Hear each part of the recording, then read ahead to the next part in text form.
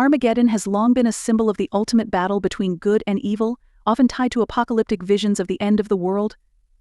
The tale begins with ancient prophecies that foretell a cataclysmic event, where humanity's fate hangs in the balance as the forces of darkness rise to challenge the very order of existence. In the distant future, or perhaps in a time just around the corner, humanity is consumed by endless conflict, nations at war, natural disasters ravaging the planet, and plagues spreading uncontrollably. Governments fall, societies collapse, and chaos reigns. It is during this time that ominous signs begin to appear. Rivers run red, the moon turns to blood, and monstrous creatures emerge from the shadows of forgotten places. A mysterious figure, known only as the Harbinger, begins to appear across the world, foretelling the final battle that will decide the fate of Earth. He speaks of Armageddon, a place where all the forces of light and darkness will gather for the ultimate confrontation. But this is no ordinary battle. The souls of the living and the dead will be called forth, and the sky will burn with the fury of 1,000 suns. As the date of Armageddon approaches, the veil between the physical world and the realm of the supernatural begins to thin.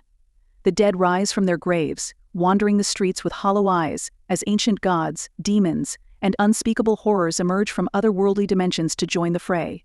Horrific creatures, once thought to be myth, terrorize the remnants of humanity, while dark figures plot the downfall of all creation.